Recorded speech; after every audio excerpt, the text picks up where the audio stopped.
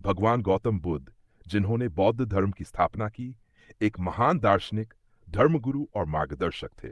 उनकी शिक्षाएं मनुष्य को जीवन के सत्य को समझने और आत्मज्ञान प्राप्त करने की दिशा में प्रेरित करती हैं।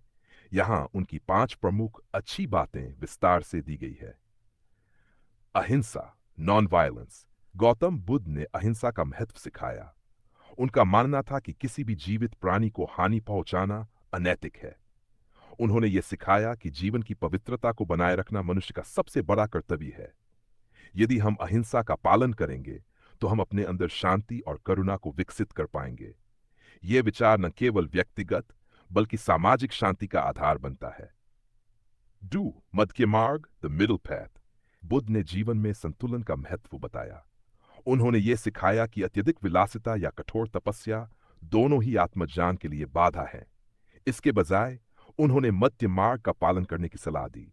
ये मार्ग हमें अति से बचकर संयमित और संतुलित जीवन जीने की प्रेरणा देता है।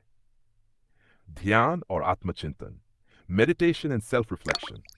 गौतम बुद्ध ने ध्यान को आत्मज्ञान का प्रमुख साधन बताया। उनके अनुसार ध्यान के माध्यम से हम अपनी चेतना को जागृत कर सकते हैं और अपने मन के विकारों को समाप्त कर सकते हैं। आत्मचिंतन हमें अपने भीतर झांकने और अपने वास्तविक स्वरूप को पहचानने का अवसर प्रदान करता है। दुख के कारण और समाधान।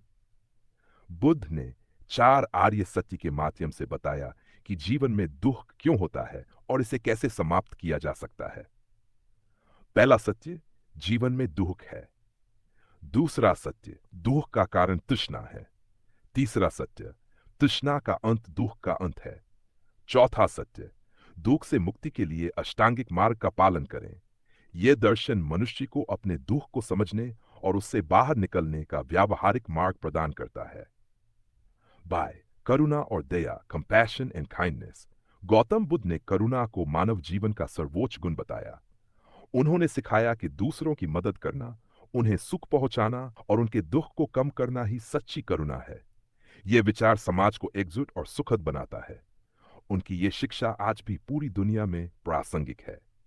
निष्कर्ष, गौतम बुद्ध की शिक्षाएं आज भी मानवता के लिए प्रकाश स्तंभ की तरह हैं।